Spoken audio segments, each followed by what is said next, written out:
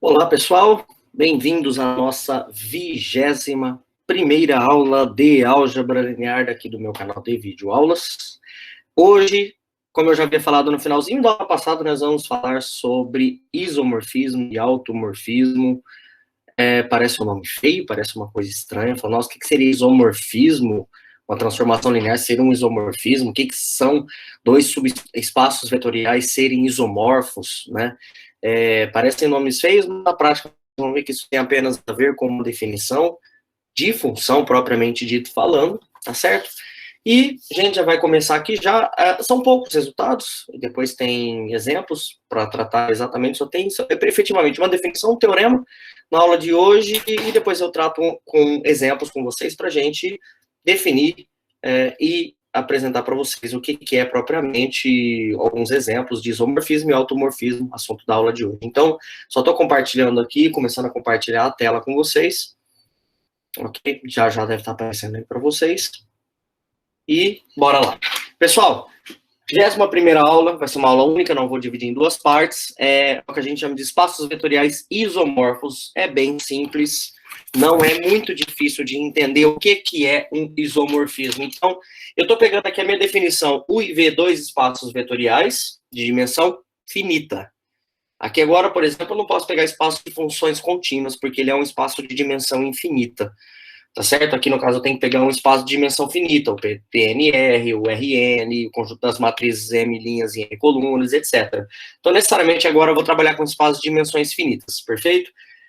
Uma transformação que é bijetora, uma transformação linear bijetora, ou seja, ela é injetora e sobrejetora, ela é chamada de isomorfismo. Fim, acabou a definição da aula.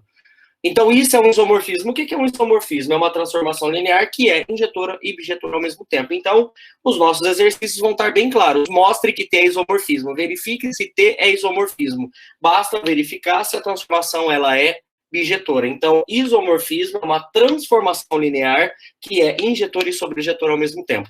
Tá certo? Nesse caso, quando o T é um isomorfismo, ou seja, o T é uma transformação linear bijetora, a gente fala que U e V são espaços isomorfos. Tá? Então, U e V são isomorfos quando existe uma transformação linear que vai de U em V, que é bijetora.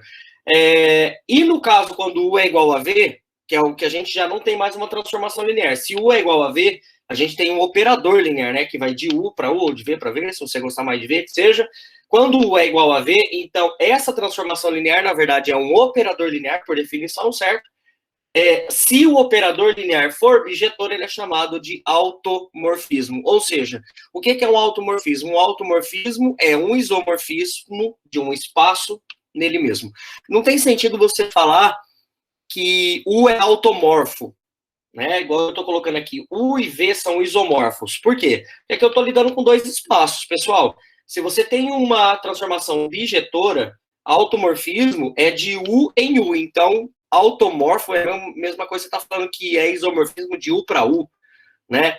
Então, é muito... essa palavra, assim, a gente vai usar muito isomorfismo e automorfismo, tá? Pessoal, vamos pegar T isomorfismo. Se T for isomorfismo, é uma transformação linear bijetora. Se T é automorfismo, é um operador linear, ou seja, quando domínio e contradomínio são iguais, bijetor. Feito essa definição, aqui agora, eu vou ter que chamar a atenção de vocês para esses dois resultados. Primeiro eu vou apresentar esse aqui, esse teorema, depois a gente apresenta o outro, que é uma consequência desse teorema, que é um corolário, na verdade, né? Eu tenho aqui U e V, dois espaços vetoriais. Eu tenho aqui U e V, dois espaços vetoriais de dimensão finita, e U e V são isomorfos, ou seja, existe uma transformação linear que vai de U para V, que é bijetor, então U e V são isomorfos, somente se a dimensão de U e a dimensão de V são iguais. Lembrando que ambos têm que ter dimensão finita para poder falar de isomorfismo.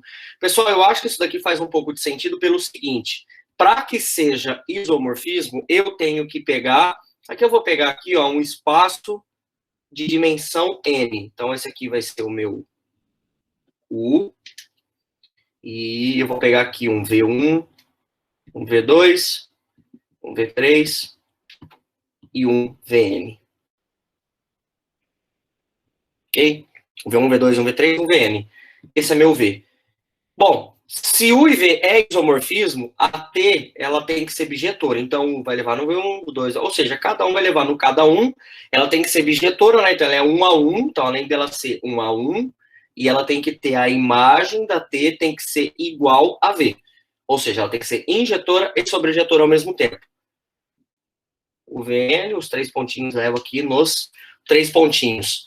Agora eu quero que vocês parem para pensar o seguinte. Bom, esse daqui tem dimensão N. Se existe uma bijeção entre U e V, esse aqui também tem que ter dimensão N. Certo? Se a dimensão aqui for 4, a dimensão aqui é 4, porque base daqui, que isso aqui é a consequência do que eu vou falar agora. Como ela é injetora, cada um está levado em cada um aqui, não pode sobrar elementos aqui, como é sobrejetor, não pode sobrar elementos no contradomínio também. Nesse sentido, há de se entender que se esse cara aqui, ó, o 1, o 2, o 3, o N é uma base, se ele é uma base de U e há uma bijeção entre U e V, então V1, V2, V3 e Vn é necessariamente uma base de V. Tá certo ou não? E aqui que eu quero chamar a atenção de vocês, esse corolário aqui, ó, que é a consequência de resultados que a gente já trabalhou. Pessoal, aulas lá atrás, lá no começo, quando eu estava definindo uma transformação linear, eu defini um teorema que falava, até falei isso na aula passada, que dado uma transformação T e uma base no domínio, dado uma transformação T e uma base no domínio, existe uma única transformação, e lá eu não falava que se era injetora ou se era sobreinjetora. Eu falava que existia uma única transformação linear que levava uma base de U num conjunto W contido em V. Esse W não precisa nem ser base. Tá? Esse foi o primeiro resultado. Repetindo, dado uma base de U, existia uma única transformação linear que levava uma base de U para um subconjunto W de V. Ponto final. Ele poderia ser até LD ou LI. Na aula passada, ou aula retrasada, não lembro agora, mas essas duas últimas aulas, eu peguei uma situação, acho que foi na aula 20, parte 1, a primeira parte. Eu apresentei um teorema para vocês, não, foi na parte 2 mesmo, foi na aula anterior. Eu apresentei um resultado para vocês que, dada uma base de U, veja bem, se a T era injetora, era aquele A, B, C e D da aula passada. Se a T era injetora, então necessariamente existe uma única transformação linear que leva uma base daqui na base da imagem. A imagem era uma base. Agora, olha a terceira situação que está acontecendo aqui. Se a minha T ela é bijetora, que é sobrejetora e injetora, necessariamente a base da imagem, que tem a ver com o resultado da aula anterior, segundo o resultado, é necessariamente a base do V. Então, quando eu tenho um isomorfismo, é o que está falando esse resultado. O corolário, pessoal, é consequência desse teorema. Corolário, né, para quem não conhece a palavra, né, reforçando, é uma consequência desse teorema aqui. Um corolário desse teorema, uma consequência desse teorema, é que se as dimensões são iguais, e mediante esses resultados, o primeiro lá atrás, que T leva a base em subconjunto, o segundo, que T leva a base na base da imagem, e o fato de as dimensões serem iguais quando os espaços são isomorfos, então o T vai levar uma base de U numa base de V. Aqui agora, quando os espaços são isomorfos, eu saio de uma base e vou para uma base, ou seja, não sobra ninguém no domínio, que nunca pode sobrar, e não sobra ninguém no contradomínio, e cada elemento existe uma única transformação que vai levar base em base. Esse resultado é importante porque ele fala assim, muitos exercícios de provas, concursos, eu já vi falando assim, construa um isomorfismo entre o espaço tal e tal. Pessoal, existem vários isomorfismos, existem infinitos isomorfismos entre dois espaços vetoriais, U e V. Por quê? Porque o isomorfismo ele é garantido quando você pega a base do domínio e leva numa base da imagem, que no caso, como é sobrejetor, já que é isomorfismo, né? A imagem é igual ao contradomínio, então eu vou levar na base do domínio numa base do contradomínio. O que eu estou querendo dizer? É exatamente esse cara aqui, ó. Se as dimensões são iguais e ele é bijetor, se o 1, o 2, o 3, o N é uma base, então V1, V2, V3, Vn é uma base. Não é apenas uma base da imagem. como a imagem é igual ao V, então necessariamente é uma base de V. Ou seja, o T leva base de U em base de V. Não sobra ninguém e cada um está associado a cada um. Né? Então, se eu for melhorar um pouquinho esse corolário aqui, é que o 1, o 2, o N é base de U. Ok? E necessariamente, eu vou colocar aqui agora separadinho, tá? O meu V1 é o T de U1. Só existe uma única transformação que faz isso. É o T de U2. E o meu VN, ele é T de UN. Pela aula anterior, esse V1, V2, VN, ele era a base da imagem. Só que, como é injetor, pelo fato de ser base da imagem e sobrejetor ao mesmo tempo, ele não é apenas base da imagem. Isso daqui é base de V. Tá certo? Então, essa é a ideia que a gente vai fazer. Basta você escolher uma base de U, aplicar a T, vai dar um único cara distinto, vai dar caras distintos em V, de tal forma que V1, V2 e VN também vão ser base de V. Perfeito? Então, partiu fazer exemplos. São 3 exemplos que eu preparei para essa aula. Repeteco, vocês vão perceber que é repeteco de aulas anteriores, mediante essa definição da aula de hoje. Então, eu quero mostrar que este operador linear, né, operador, porque eu vou do espaço nele mesmo, vai do R3 por R3, de tal forma que cada XYZ, eu tenho aqui, ó, x menos 2y, vou reforçar a vírgula, 2, o z está sozinho aqui, né, tá na segunda entrada, e x mais y. Bom, mostre que T é um automorfismo. Pessoal, automorfismo é um isomorfismo do espaço nele mesmo. Para eu mostrar que T é automorfismo, o que a gente precisa fazer? Precisamos mostrar apenas que T é bijetor. Ok? A gente precisa mostrar isso. Que o T ele é bijetor. Ou seja, como que eu mostro que uma função, um operador linear, uma transformação linear, ela é bijetora? Seja cálculo, seja álgebra linear. Eu preciso provar que ele é injetor e sobrejetor. Vamos começar pelo injetor, revisar o resultado de como que a gente prova que um operador ele é injetor.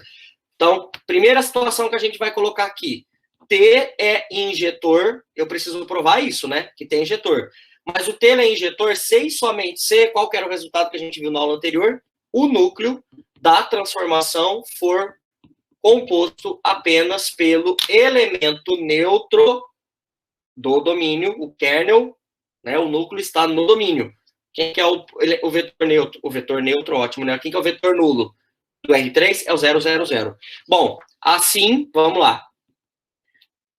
Processo de determinar. Agora eu preciso pegar um elemento genérico do núcleo e provar que é apenas o 0, 0, 0. Então, um XYZ do R3 pertence ao núcleo da transformação, se e somente se o T de XYZ for igual a 0, 0, 0. Presta atenção. Esse 0, 0, 0 aqui é bom enfatizar que ele veio daqui, ó. Tá? Porque o T de alguém está no contradomínio. Beleza? Então, é 0, 0, 0 também. Ok? Então, isso daqui, se e somente se acontecer o quê? Quem que é o T de XYZ? X menos 2y, Z e X mais Y. Então, se e somente se, X menos 2y, Z e X mais Y é igual a 0, 0, 0. Como já é de praxe, você já conhece a linha de raciocínio, a gente caiu num sistema linear fácil de resolver pra caramba, né? Na verdade, aqui, ó, da segunda linha a gente já tira que Z é 0. Se Z é 0, bom, aqui não depende de x, y, ó, soma essas duas equações, vai... na verdade, pode subtrair uma da outra, a gente chega que y é 0, ou multiplicar essa por 2 e soma, enfim. Tá? Para resolver esse sistema linear rápido, a gente vai chegar que x é 0. A única solução desse sistema homogêneo é 0, 0 e 0. Logo, um XYZ pertence ao núcleo da transformação, se e somente se o meu XYZ é igual a 0, 0, 0, donde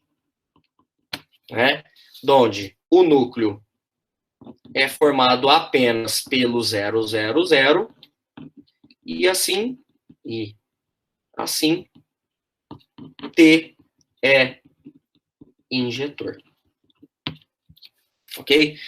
Bom, pessoal, aqui eu não vou usar o teorema de núcleo-imagem, mas eu vou comentar. Eu não vou escrever nada sobre o teorema do núcleo da imagem aqui, mas ele é uma coisa que das aulas anteriores, como eu falei, vai acumulando e a gente vai usando ele meio que mentalmente já. Se o núcleo é formado apenas pelo vetor nulo, prestem atenção, tá? Eu acho que talvez até use o teorema do núcleo-imagem, mas acho que vou ficar com ele só na cabeça. Se a dimensão do núcleo é 0, a dimensão da imagem vai dar 3, porque pelo teorema do núcleo da imagem, a dimensão do contradomínio é igual à dimensão do núcleo, mais a dimensão da imagem. Perdão, gente, dimensão do domínio, tudo bem que o contradomínio aqui é igual ao domínio, mas o teorema é o domínio. A dimensão do domínio é igual à dimensão do núcleo mais a dimensão da imagem. A dimensão do núcleo é 0, então 3 é igual a 0, mais 3, então a dimensão da imagem é 3. Só fica guardado lá. Segunda parte agora, a gente precisa provar que T é sobrejetor. Como que eu provo que T é sobrejetor? Como que eu provo que um operador ele é sobrejetor? Injetor é fácil, basta a gente mostrar que o núcleo é composto apenas pelo vetor nulo, tá? Em termos da álgebra linear. E o T é sobrejetor quando a imagem da T, no caso, dá todo o R3, que no caso é o contradomínio. Quando a imagem é igual ao contradomínio, significa que não sobrou ninguém do espaço no conjunto imagem. Perfeito? Essa é a forma que a gente prova que ele é sobrejetor. E aí, agora a gente vai determinar um conjunto de geradores, vou determinar um conjunto de geradores para o R3. Então, vamos lá. Eu vou pegar o processo padrão, eu vou copiar aqui de novo a T, que no caso é x menos 2y, z, x mais y. Aí agora eu vou colocar o x em evidência, depois o y, depois o z. O x em evidência vai ficar 1, 0, 1.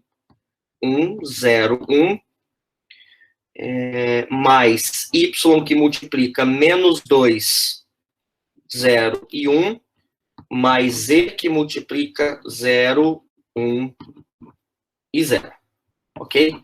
Logo, a imagem de T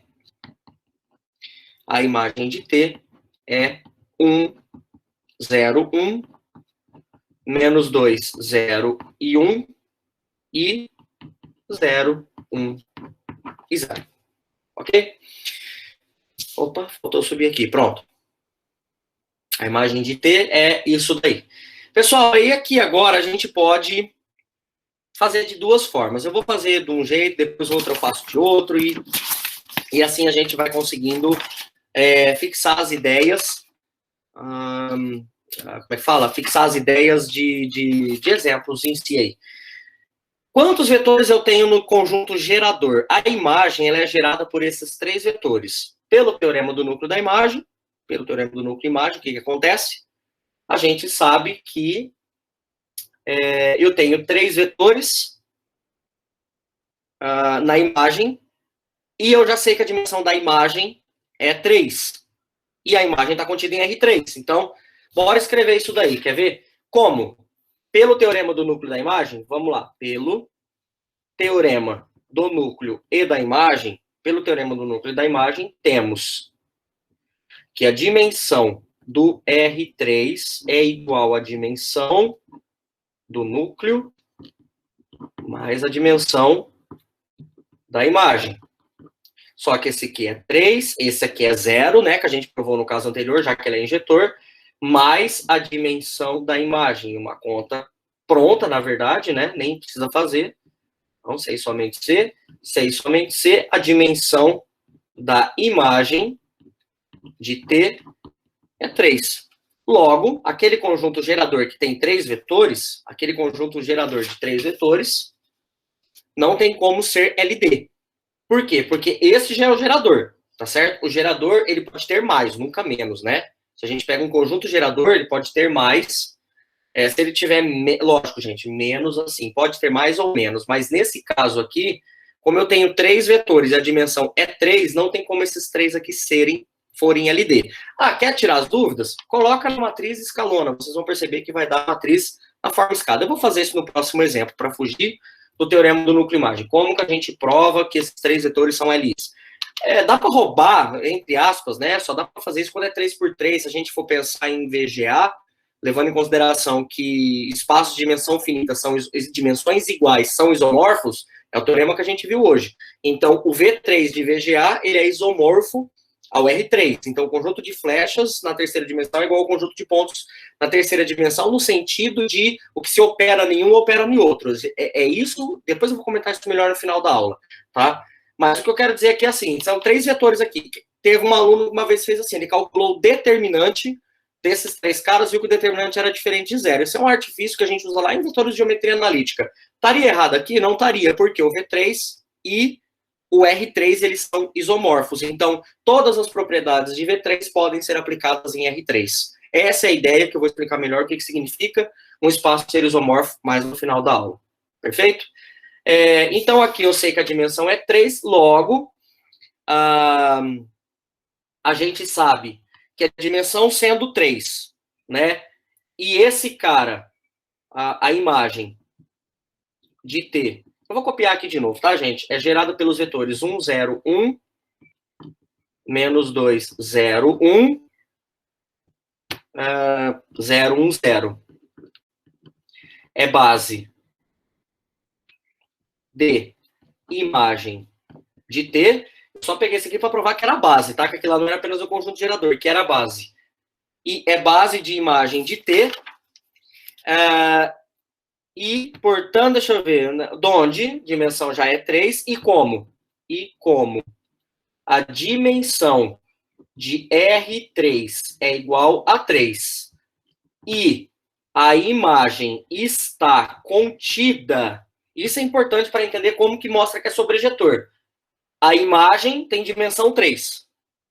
Certo? A imagem tem dimensão 3. Beleza? Esse cara é base. Esse cara é uma base da imagem.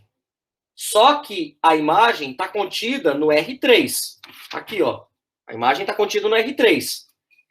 Como a imagem está contida no R3, e tanto a imagem e o R3 têm dimensões iguais, então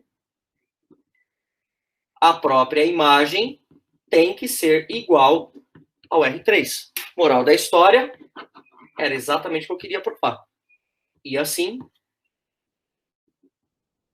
T é sobrejetora. Então, ó, eu vou dar uma revisada rápida aqui para poder fazer o próximo exemplo um pouco mais rápido. Portanto, T é automorfismo, né? Que foi o que o exercício pediu, automorfismo. Pessoal, para provar que é sobrejetor, o que que eu fiz? Eu peguei o conjunto gerador, tá aqui. Esse é o conjunto gerador. Esse conjunto gerador, pelo teorema do núcleo da imagem, como a dimensão da imagem é 3, eu sei que ele é base da imagem.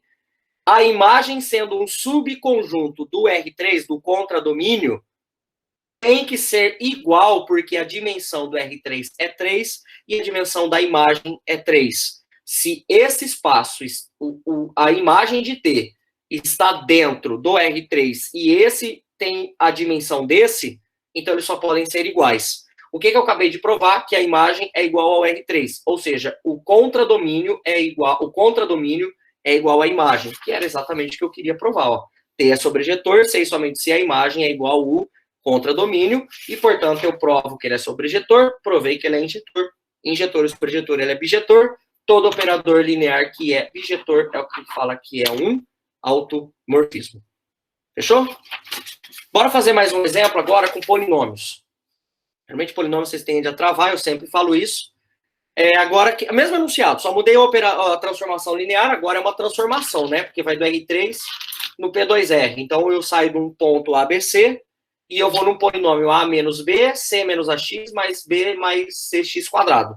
Tá vendo? Eu saio de um ponto e para cada ABC aqui, ó, eu vou ter um cara, número mais número X mais número X quadrado, que mora em P2R.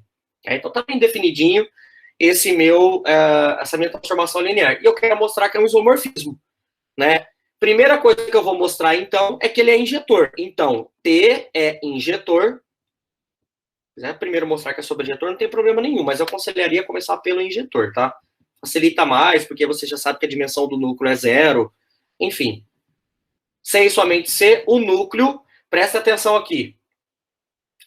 O T é injetor, sem somente ser o núcleo. O núcleo mora onde? No R3. se e somente se o núcleo for composto apenas pelo 0, 0, 0. Professor, não é polinômio identicamente nulo? Não, porque é o vetor nulo do domínio. O núcleo mora no domínio. Ok? Então, aqui agora vai ser assim, ó. Então, um ABC pertence ao núcleo da T.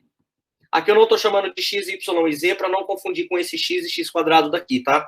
Eu sempre faço isso. Bom, se bem que eu já coloquei ABC aqui já para não ter essa confusão. Se e somente se o T de ABC é igual a 0 mais 0x mais 0x quadrado. Ai, professor, por que aqui agora virou 0, mas não é mais 0, 0, 0?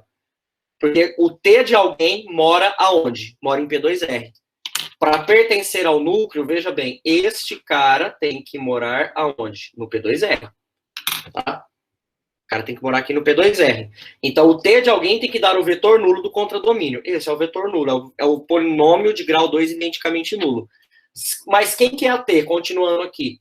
O exercício me deu como sendo A menos B, vai ficar A menos B mais C menos AX, só estou copiando a T, tá?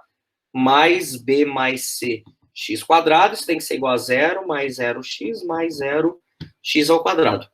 E aí a gente cai no sistema linear, né? Que A menos B tem que ser igual a 0, o termo independente tem que ser igual a termo independente.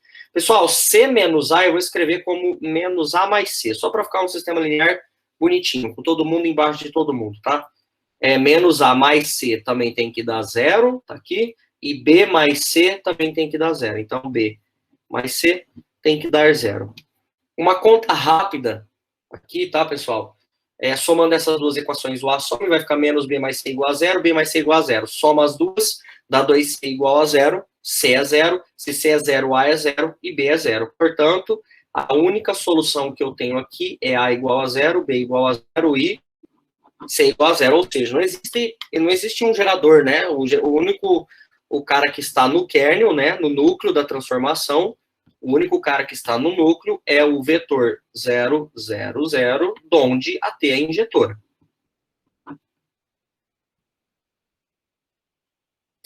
Então, se o A é 0, o B é 0 e o C é 0, quer dizer que o ABC que pertence ao núcleo só é o 0, 0, 0. O meu núcleo só é composto pelo 0, 0, 0. Lembrando dos exemplos anteriores, que se o meu núcleo tivesse alguém aqui, daria infinitas soluções, aí eu coloco aquela solução em evidência. Perfeito? Segunda situação, o T é sobrejetor, vamos copiar isso aqui de novo, para reforçar a ideia. Sobrejetor, se e somente se a imagem de T for igual ao contradomínio. Quem que é meu contradomínio agora? P2R. Certo? A imagem tem que dar todo o contradomínio. Como que a gente vai provar isso daqui? Vou pegar o operador, vou abrir as contas, na verdade, vou colocar em termos de A, B e C, que foi o que eu fiz nas outras, e vão dar polinômios, né? Então, eu vou pegar ali o meu T de ABC, que é A menos B, mais C menos AX, mais B mais C, x ao quadrado. Vou colocar o A em evidência, o B em evidência e o C em evidência. Sempre a gente faz isso para poder determinar quem é a imagem, né? Porque fica A vezes alguma coisa, B vezes alguma coisa, C vezes alguma coisa, que nesse caso é polinômio, né? Aqui vai dar, ó, A, colocando em evidência, vai dar 1, uma vezes A, né? E onde que aparece o A de novo? Aqui. O que vai dar? Menos X. Então, 1 menos X, aqui não tem A. Mais, agora coloco B em evidência. Vai dar, ó, tem um menos aqui. Então, menos 1, aqui não tem B, mais X ao quadrado. E agora coloco C em evidência. Colocando C em evidência, aqui não tem C, vai ficar X, ok? X mais X ao quadrado. Ok? Logo, vou fazer um pouquinho, nem vou me referenciar com o teorema de núcleo e imagem nesse outro. Vou fazer de outra forma para reforçar resultados de aulas anteriores, tá? A imagem de T, ela é gerada pelos vetores 1 menos x, menos 1 mais x quadrado e x mais x ao quadrado. Isso daqui, então, até então, a gente tem certeza que é o conjunto gerador da imagem. Tá? Esse aqui é o conjunto gerador da imagem. O que a gente vai fazer agora? Para vocês reforçarem a ideia. Tomando os vetores, olha só.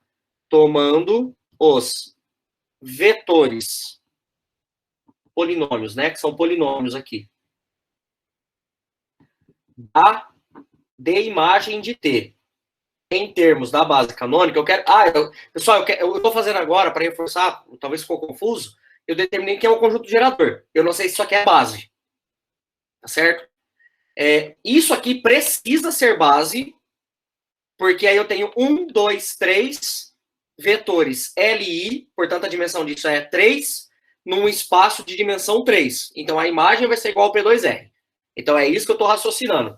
Então, até então eu só sei que isso aqui é um conjunto gerador. Então, tomando os vetores, eu vou provar agora que eles são LI. Esse é o gerador. Eu vou provar que eles são LI. Como que eu provo que eles são LI? Pego os vetores e pego eles em termos da base canônica, tá? Em termos da base canônica de P2R, temos.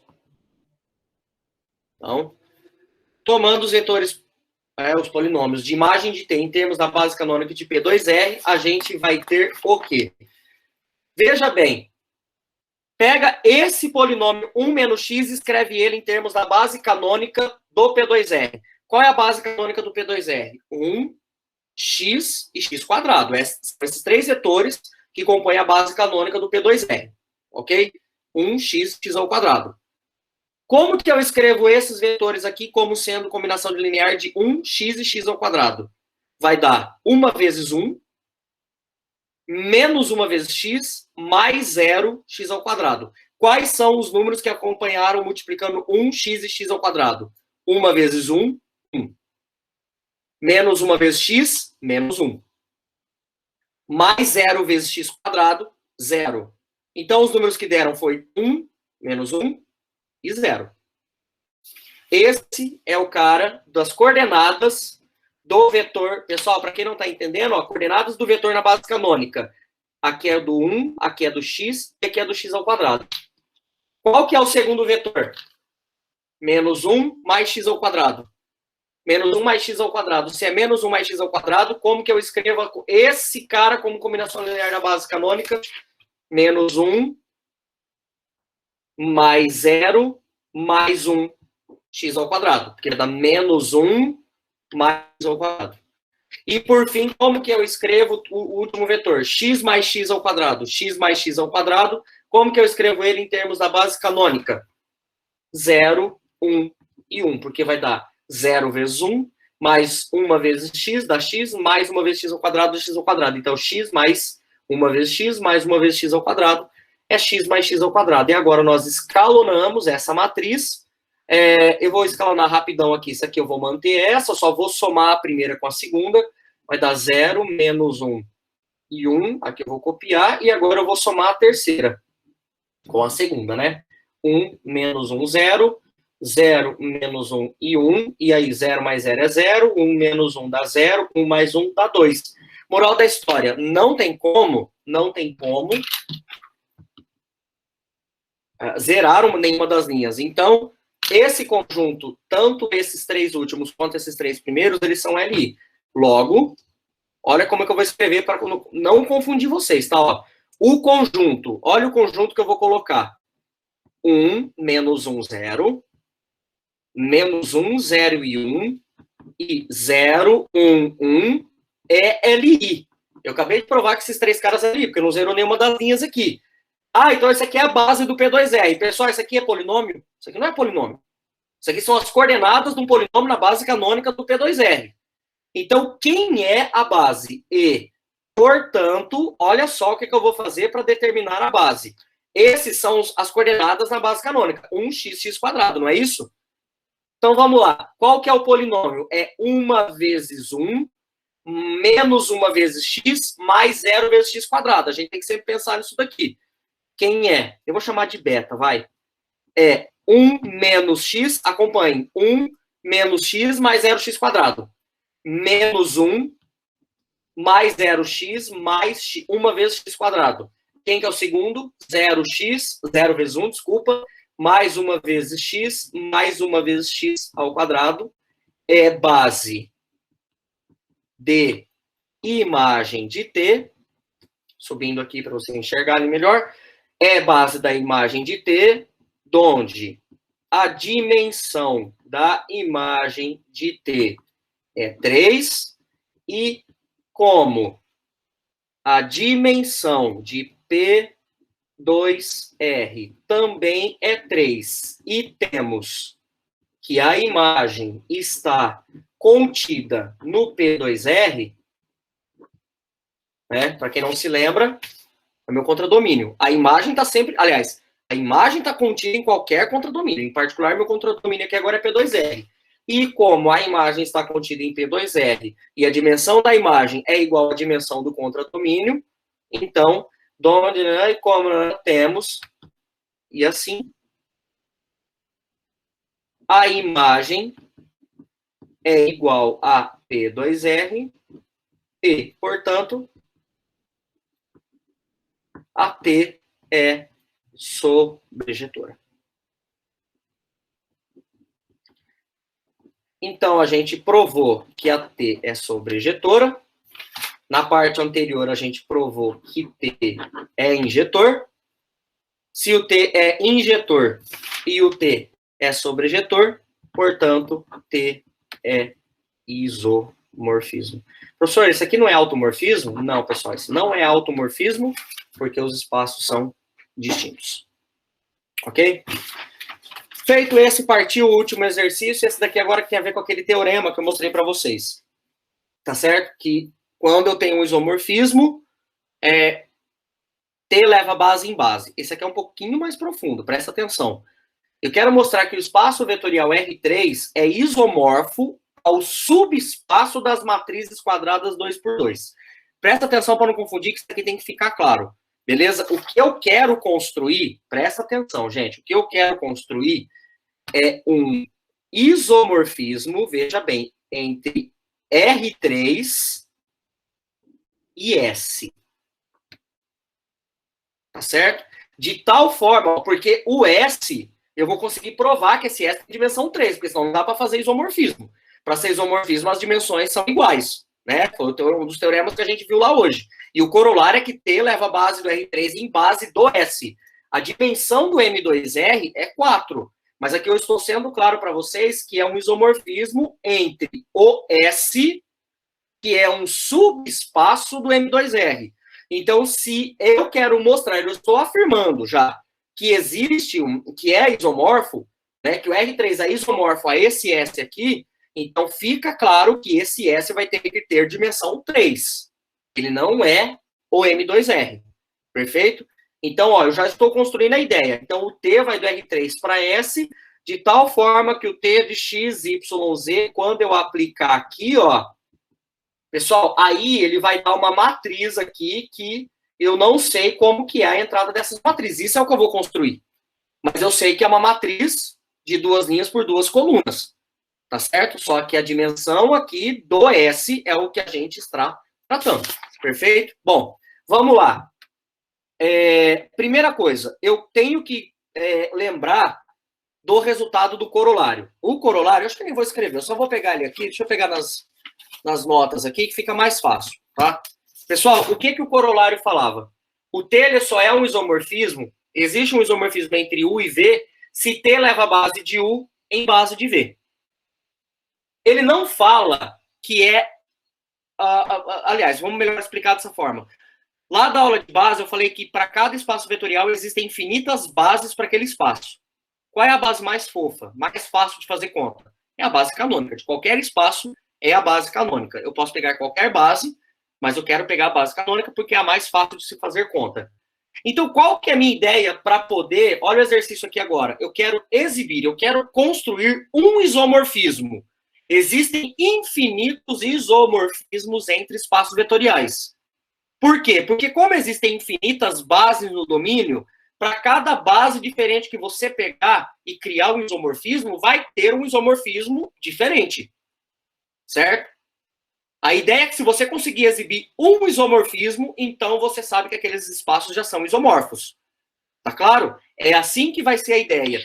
E o corolário, ele é claro em dizer para nós que quando é um isomorfismo, T leva a base de U em base de V. Eu tenho uma base de... Quem que é meu U aqui? No caso, R3. Eu tenho a base do exercício, deu uma base de U? Não, não deu. Mas qual base eu posso pegar? Qualquer uma.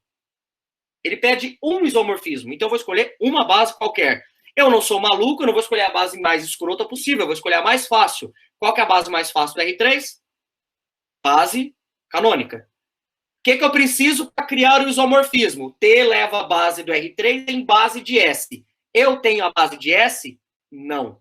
Então é a primeira coisa que eu vou fazer aqui com vocês. A gente precisa determinar uma base de S para eu depois criar digamos, relação entre T leva a base do R3 na base do S. Perfeito? Então, ó, primeira coisa que a gente vai fazer aqui é base para S. Esta é a primeira coisa que a gente vai determinar. Uma base para S. Ah, professor, pega a base canônica para S. Não, S é subespaço de M2R. Então tem que ver qual é a base específica do subespaço S. Bom, pessoal, quais são as formas das matrizes do subespaço S? Ela é A, B, a terceira entrada é 0 e essa aqui é C. Então, é uma matriz triangular superior, ou seja, o subespaço S é o conjunto de todas as matrizes, é o subespaço de todas as matrizes triangulares superior e de duas linhas e duas colunas, né? Então, eu vou escrever aqui assim, ó, quais são as matrizes A, B, 0 e C? Esse cara mora em S, é um cara que mora em S. E o padrão, como que a gente determina a base de um subespaço, de um espaço que seja, vou colocar o A em evidência, vai dar 1, 0, 0, 0. Vou colocar o B em evidência, vai dar 0, 1, 0, 0. Vou colocar o C em evidência, vai dar 0, 0, 0 e 1. Portanto, logo, S, formada por essas três matrizes, 1, 0, 0, 0, vírgula, 0, 1, 0, 0, vírgula, 0, 0, 0, 1. Tecnicamente, isso aqui é gerador, né? Fica meio estranho aqui, tá, pessoal? Vou colocar esse 0 um pouquinho mais para cá. Aí. Tecnicamente, isso aqui é o conjunto gerador de S. Só que eu já vou falar para vocês que é base.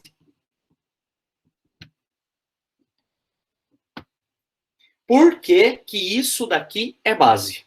Por que que isso aqui é base? Professor, mas é conjunto gerador, você tem que verificar que essas três matrizes são LI.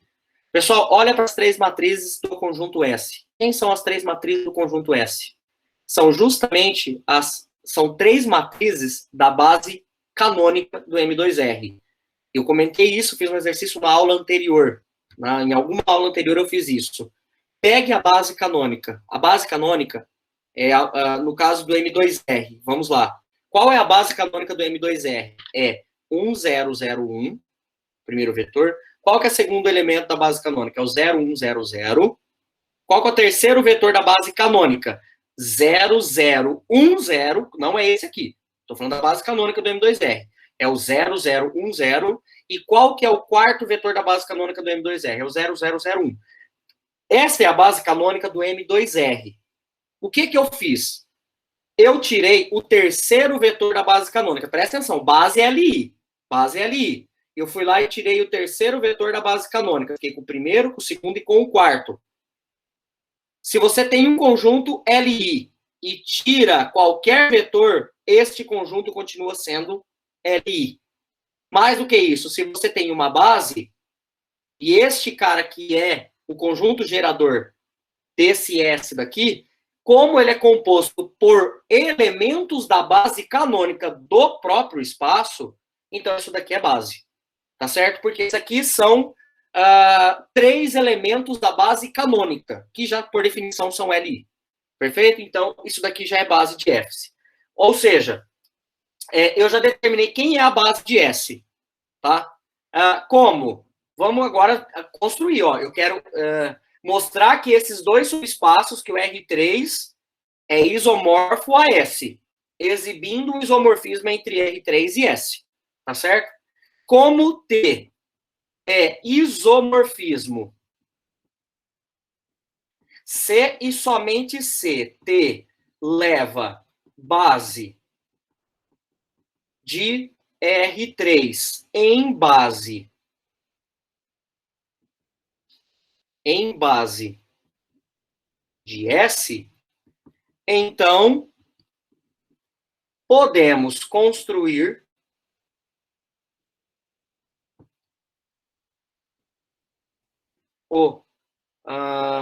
o seguinte isomorfismo.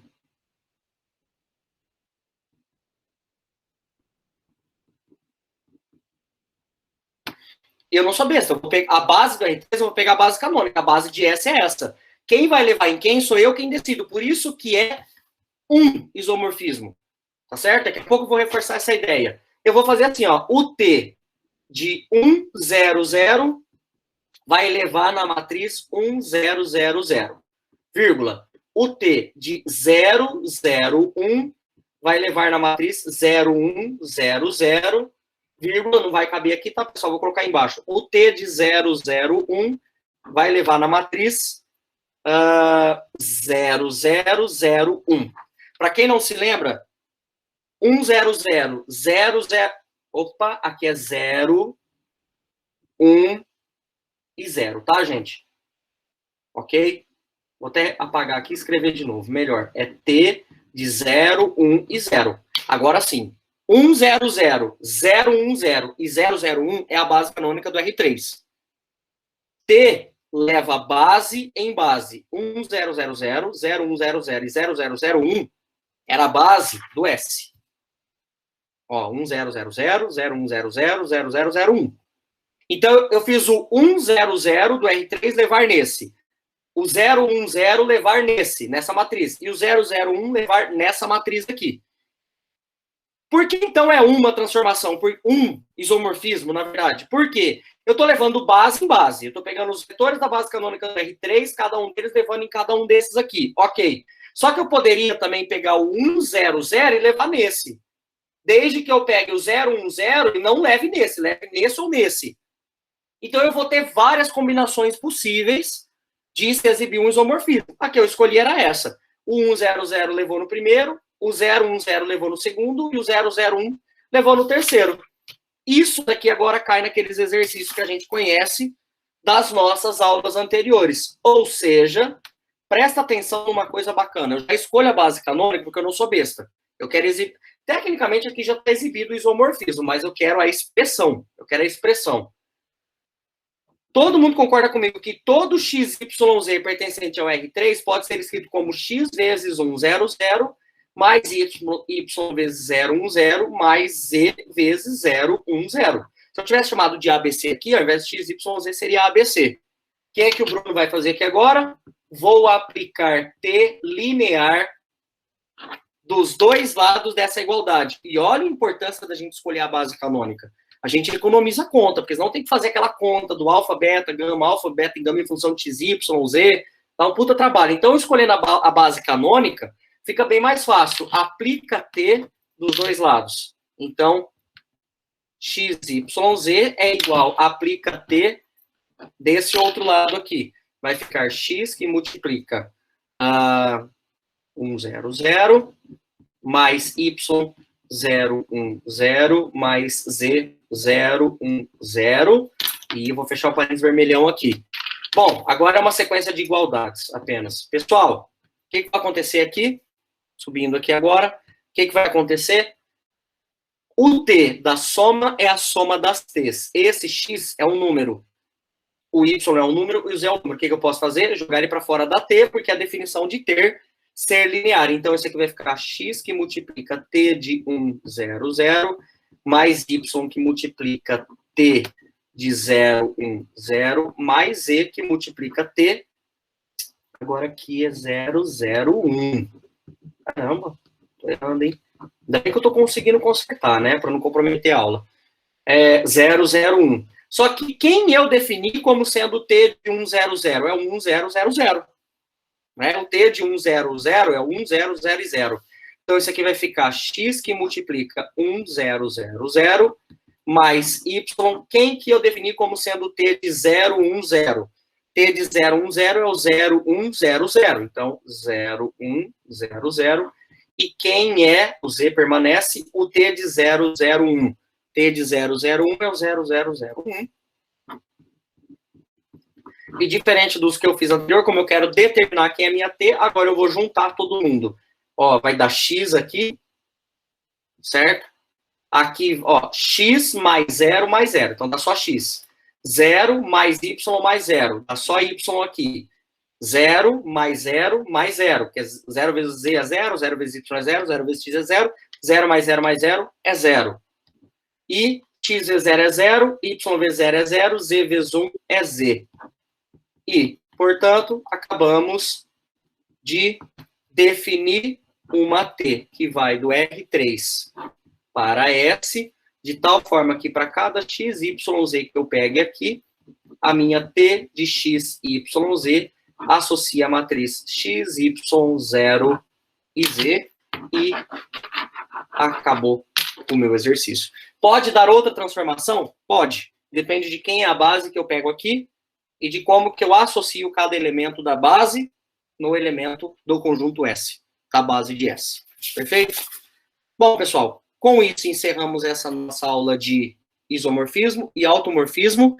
Aliás, antes eu preciso fazer um comentário que isso aqui não está nas notas de aula. Eu quero justamente que vocês prestem atenção. Qual que é a importância de um isomorfismo? Do ponto de vista algébrico, teórico, dois espaços serem isomorfos significa que todas as propriedades que acontecem em um acontecem no outro, independente dos vetores de cada espaço. É meio bizarro de você virar e falar assim, que todas as propriedades de um conjunto são aproveitadas no outro conjunto. Como, por exemplo, eu falei agora há pouco aqui para vocês. Eu estava trabalhando com R3. Pessoal, R3 são pontos da terceira dimensão.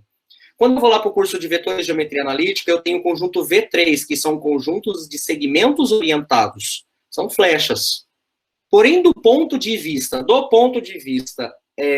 algébrico falando, o R3 e o V3, conjunto de pontos da terceira dimensão e o conjunto de flechas da terceira dimensão, de segmentos orientados de vetores, eles são isomorfos, de forma que todas as propriedades que acontecem lá no conjunto de vetores acontecem no conjunto de pontos. Presta atenção, não é a interpretação geométrica. O conjunto V3 é um caso particular de espaço vetorial a qual nós enxergamos uma geometria. A gente consegue definir equações de retas, equações de planos, isso é curso de VGA, certo?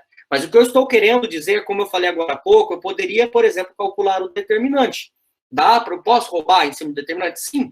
Por quê? Porque, tecnicamente, quando eu calculo o determinante lá em VGA, tem toda uma fundamentação teórica que acaba sendo o fato de V3 ser isomorfo ao R3 é a mesma motivação matemática.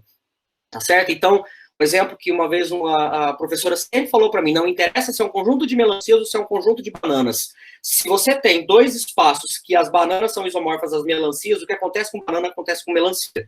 Não interessa a natureza dos elementos, as operações, tudo que tem um espaço, o outro herda. Eles são isomorfos, é como se eles fossem, entre aspas, irmãos gêmeos bivitelinos, tá certo? Eles são de estruturas diferentes, mas eles carregam, digamos assim, uma mesma carga ali, uma mesma situação do problema, tá? Então, essa é a importância de espaços serem isomorfos. Por quê? Porque, às vezes, você vai trabalhar com alguns espaços que são mais complicados, agora não dá para entrar muito em detalhes nisso, e aí, se você pegar um espaço isomorfo a ele mais fácil, isso é muito comum a gente fazer em trabalhos mais pesados, você faz nesse mundo mais fácil que você sabe que ele está refletindo a mesma coisa algebricamente no outro espaço.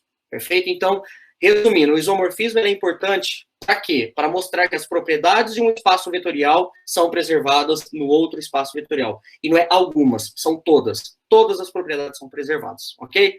E agora sim, nós encerramos essa aula. Um bom descanso para vocês. Bom estudo, dúvidas, já sabem o que vocês precisam fazer. Comentem no vídeo, vai alertar para mim, eu tento responder. Acharam, tiveram alguma outra dúvida, podem me mandar e-mail também. E a gente vai cada vez mais caminhando para o final desse curso de álgebra linear. Então, pessoal, mais uma vez, obrigado. Um bom descanso para vocês e até a nossa próxima aula. Um abraço.